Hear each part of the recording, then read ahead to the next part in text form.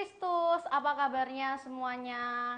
Hari ini saya sedang bersama seorang diakon muda kece yang ditugaskan kembali ke Paroki Solo Baru. Siapakah beliau? Langsung saja, diakon, silahkan perkenalan diri. Halo semua umat Kristus Raja Solo Baru, perkenalkan saya Diakon Patrick Diego Arbi Arwendi. Biasa dipanggil Diakon Patrick Diego begitu. Saya berasal dari Paroki Santa Maria Kartasura, hanya 15 menit dari Kristus Raja Solo Baru. Itu perkenalan singkat dari saya. Wow, jauh banget ya. 15 menit. Oke. Mungkin umat-umat di Solo Baru masih ada yang bingung gimana cara manggil diakon. Karena kalau manggil Romo tuh bisa halo Mo gitu. Kalau manggil frater bisa halo Ter. Tapi kalau diakon manggilnya enaknya gimana, baiknya gimana gitu. Mungkin bisa dijelaskan ke umat-umat terutama di Solo Baru gitu. Biar nggak salah manggil. Oke, sebenarnya diakon itu ya idealnya dipanggil diakon begitu saja karena itu nama resminya. Tapi seringkali umat memanggilnya Romo Diakon supaya akrab lalu disingkat Modi atau Romo Diakon. Yang penting saya jangan dipanggil sayang atau jangan dipanggil Tuhan karena saya belum siap ya. Oke, siap. Oke, bagus. Bercanda. Oke. Tapi kalau misalkan manggil Mo, Romo gitu boleh nggak? Mo gitu misalkan. Boleh. Oke. Kan ribet ya manggilnya halo diakon gitu tadi kayak halo Mo gitu. Boleh? Boleh, Oke. silakan. Oke, langsung saja. Kenapa diakon memutuskan untuk menjadi seorang imam? Kan banyak pekerjaan lain. Contohnya jadi dokter menyelamatkan orang, jadi tentara, banyak. Kenapa akhirnya ingin menjadi seorang imam? Benih-benih panggilan itu muncul dari mana? Terima kasih Kak Joyce. Ini pertanyaannya mendalam. Jawabannya pun juga harus mendalam begitu. Ketertarikan saya menjadi seorang imam itu sebenarnya sederhana, tidak bombastis, tidak spektakuler. Hanya karena sebuah kalender seminari begitu. Dalam kalender itu saya melihat ada gambar seorang frater naik sepeda tua, sepeda ontel tua begitu, lalu ada kata-kata menarik di sana. Kata-katanya begini, calon Romo itu gitu ya, tidak harus suci, tapi terbuka pada bimbingan Roh Kudus. Calon Romo itu tidak harus pandai, tapi mau untuk terus belajar. Calon Romo itu tidak harus keren, ganteng, bisa ini itu, tapi bisa bekerja sama dan melayani semua umat. Entah mengapa kata-kata itu mengesan bagi saya ketika saya SD. Dan saya kira itu menjadi titik awal saya tertarik, terkesan dengan panggilan hidup menjadi imam. Dan itu pula yang akhirnya dalam proses pengolahan selanjutnya ternyata terus bertumbuh begitu ya. Saya bersyukur bahwa punya keluarga yang punya spirit pelayanan yang baik begitu. Artinya Bapak Ibu saya itu aktif di gereja, pelayanan di gereja, dan secara tidak langsung itu juga mengesan bagi saya, menginspirasi sehingga dari kecil pun saya juga tertarik untuk pelayanan dalam gereja, dan itu saya wujudkan entah di misinar waktu itu, lalu sering tugas misinar setiap minggu, berkumpul bersama teman-teman di gereja, dan itu merawat benih panggilan saya waktu itu. Dan satu momen penting juga, ternyata ketertarikan saya menjadi imam itu dibaca oleh ayah saya. Dan waktu itu ketika kelas 4 SD itu, ayah saya itu menanyai dalam bahasa Jawa ya, Le, emang gue pengen jadi Romo? Dan waktu itu saya menjawab, yo pengen begitu. Nah, saat itu ayah saya mengajak saya untuk juga berdoa mohon panggilan. Maka dari kelas 4 itu setiap hari saya berdoa mohon panggilan. Tuhan, jika Engkau menghendaki, semoga aku bisa menjadi pelayanmu, menjadi imam. Doa itu saya tekuni setiap hari dari kelas 4 SD, lulus SD, SMP masih saya tekuni hingga akhirnya di kelas 3 SMP saya berani mendaftarkan ke seminari. Gitu. Ceritanya begitu secara singkat, gitu Joyce. berkesan sih menurut saya, diakon. Mungkin umat-umat di Kristus Raja, terutama adik-adik, teman-teman yang ingin jadi romo, bertanya-tanya, kira-kira tahap-tahapan menjadi seorang imam itu gimana? Mungkin di tahap ini berapa tahun, di tahap itu berapa tahun. Mungkin diakon bisa sharing buat teman-teman supaya Tertarik begitu tertarik ya? Oke. tertarik untuk ingin tetap jadi romo sampai besok beneran mendaftar ke seminar. Oke, jadi begini teman-teman. Untuk menjadi seorang imam itu ada 3 opsi pilihan ya. Yang pertama, lulus SMP. Yang kedua, lulus SMA. Dan yang ketiga, itu bisa lulus kuliah atau setelah bekerja. Yang penting batas usia maksimal 32 tahun. Nah, saya pribadi itu masuk seminari lulus SMP di usia 15 tahun. Nah, kalau lulus SMP, nanti pendidikan di seminari menengah atau seminari tingkat SMA itu 4 tahun. Yang lulus SMA ini hanya 1 tahun di seminari menengah. Sementara yang sudah bekerja atau sudah kuliah, itu tidak melewati seminari menengah, melainkan langsung ke tahun rohani begitu. Nah, pengalaman saya setelah 4 tahun di seminari menengah, saya lanjut ke tahun orientasi rohani. Itu 1 tahun di Semarang. Kalau teman-teman dari Ordo Kongregasi, itu sebutannya novisiat. Itu bisa 1 tahun, bisa 2 tahun. Nah, setelah itu lalu masuk ke tahap formasi seminari tinggi namanya. Nah, seminari tinggi ini S1 filsafat teologi itu 4 tahun. Lalu setelah lulus S1 akan menjalani masa namanya top, tahun orientasi pastoral. Nah, top atau teman-teman SY menyebut tahun orientasi kerasulan atau TOK itu bisa 1 tahun, bisa 2 tahun. Ini perutusan dari seminari untuk belajar, ya istilahnya praktek magang gitu ya. Oke. Lalu setelah 2 atau 1 tahun ini lanjut ke seminari tinggi lagi untuk menempuh pendidikan magister filsafat teologi selama 2 sampai 3 tahun. Nah, dalam masa ini ada juga namanya program profesi imamat. Program imamat selama 1 tahun. Syarat untuk bisa menjadi imam begitu.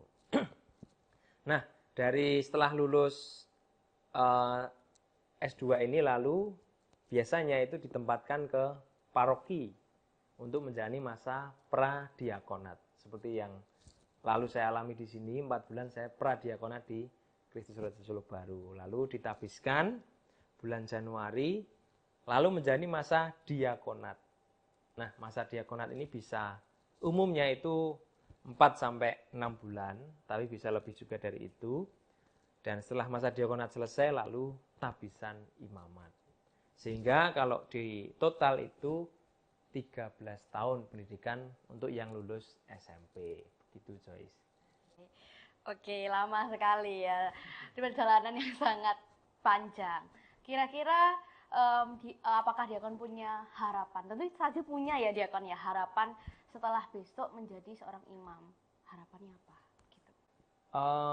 Tentu kalau berbicara mengenai perjalanan menjadi imam ya, tentu harapan saya pribadi maupun harapan umat tentu menjadi imam yang setia seumur hidup. Itu harapan yang paling mendasar ya. Lalu selain itu juga tentu di masa-masa pradiakon lalu diakonat itu kan menjadi masa-masa penting bagi saya untuk membentuk visi imamat atau gambaran imamat seperti pertanyaan Kak Joyce tadi. Dan saya membayangkan menjadi imam yang baik itu adalah imam yang seimbang begitu. Seimbang itu artinya apa? Secara rohani, intelektual, kepribadian, kesehatan, sosial, relasional, dan juga secara pastoral itu semuanya sama-sama baik. Tidak ada salah satu atau salah dua yang dikorbankan demi sisi yang lain. Karena saya membayangkan orang itu kalau naik sepeda itu bisa jatuh karena dia tidak seimbang. Maka saya punya bayangan keseimbangan ini penting bagi seorang imam. Bahasa lainnya ya bertumbuh secara integral gitu. Selain itu juga mau tidak mau kan juga teladannya jelas Yesus Kristus sendiri. Yesus Kristus adalah Sang Gembala sejati. Maka saya merasa ya menjadi imam itu ya patron utamanya Yesus, Gembala yang mengasihi, murah hati, dekat dengan umat, tidak pilih-pilih, lalu juga tentu setia dalam panggilannya yang sejati, yaitu menyelamatkan jiwa-jiwa. Kurang lebih sampai sejauh ini bayangan itu bisa terus berkembang, Kak Joyce, dan doakan saya semoga terus menemukan dan menghayati gambaran itu secara sungguh-sungguh setiap harinya. Amin. Kenapa tidak dimention mungkin harapannya besok menjadi seorang imam di Paroki Kristus Raja Solo Baru? Itu nanti Bapak Uskip tolong notis kami. Barangkali nanti ditugaskan kembali saat jadi imam di Kristus Raja Solo Baru. Oke, kita agak beralih topik ya Diakon. Dulu waktu pertama kali ke Solo Baru, kira-kira first impression-nya apa? Apakah gereja kita terlihat megah, mewah, atau seperti apa? Mungkin apakah ada cerita-cerita yang mungkin berkesan di awal? Oh, ini first impression saya ke Paroki Solo Baru. Oke. Waktu itu memang setelah saya menyelesaikan studi S2, ujian tesis lalu revisi selesai, tiba-tiba saya dapat WA dari Romo Rektor. Frater, jenengan kami tugaskan untuk menjalani masa pradiakonat di Paroki Kristus Raja Solo Baru. Jujur saya kaget banget, karena entah mengapa itu di luar bayangan saya ya. Karena sebelumnya tuh sudah ada omongan kemungkinan akan di Jogja atau tidak di Semarang, artinya tidak dekat dengan rumah sendiri begitu. Maka saya kaget ketika, loh Solo Baru ini, tetangga, paroki tetangga gitu dari tempat asal saya. Tapi waktu itu ya saya mensyukuri putusan itu. Yang jelas saya belajar untuk taat dimanapun, kapanpun, dengan siapapun saya diutus. Dan ketika melihat pesan Solo Baru, tentu saya senang karena kurang lebih saya sudah kenal kawasannya, setidaknya budaya atau karakteristik umatnya ya kurang lebih cukup saya kenali begitu, karena tidak jauh dengan tempat saya menjalani kehidupan dari kecil sampai remaja gitu ya. Lalu masuk gereja Solo Baru sendiri saya juga tidak asing karena sudah berapa kali ke sini, entah main bulu tangkis atau promosi panggilan pernah, sehingga tidak banyak sesuatu yang baru. Tapi justru di sana saya bersyukur bahwa ada banyak kejutan-kejutan juga di sini. Ada dinamika umat yang menarik untuk membantu saya untuk belajar. Satu hal yang penting, bahwa perutusan saya pradiakonat itu bukan pertama-tama supaya saya berkarya begitu, tapi supaya saya belajar. Maka saya bersyukur boleh ditempatkan di Solo Baru, bahwa saya bersyukur pula boleh belajar banyak dalam dinamika bersama umat, termasuk belajar dari Romo Edi, Romo Hari yang mendampingi. Begitu kurang lebih, Joyce. Oke, tadi kan first impression Diakon. Kira-kira apakah ada cerita yang berkesan selama di Paroki Solo Baru? Mungkin dari dinamika-dinamika tuh apakah ada cerita yang menarik mungkin, menginspirasi mungkin? Bisa. Tentu ada banyak kisah ya. Saya ingat bahwa waktu itu ketika Wan Hati dengan Bapak Uskup mengatakan, tolong dampingi remaja dan orang-orang muda. Dan itu yang juga menjadi banyak pengalaman menarik saya, berjumpa dengan orang-orang muda, entah dari tim Komsos, lalu juga teman-teman OMK pada umumnya, lalu juga para teman-teman PIA, P remaja, dan perjumpaan dengan mereka ini menjadi memberi energi bagi saya untuk semangat melayani, belajar bagaimana bahasa mereka, karena selama ini kan bahasanya teologi, filsafat ya, tapi bagaimana mendaratkan sesuatu yang mungkin terkesan muluk-muluk itu dalam bahasa-bahasa yang sederhana. Saya belajar banyak dari umat belajar menjadi pribadi yang dekat dengan umat, bisa menyesuaikan diri dimanapun saya berada, dan terlebih juga belajar bagaimana melayani dengan tulus begitu. Mungkin ada harapannya untuk Gereja Kristus Raja atau harapan ke umat-umat yang ada di Solo Baru? Harapannya semoga seluruh umat di Kristus Raja semakin menjadi gereja yang bahagia, menginspirasi, dan menyejahterakan. Amin. Amin. Amin. Oke. Kalau first impression sama Romedi gimana tuh? Gimana Modi?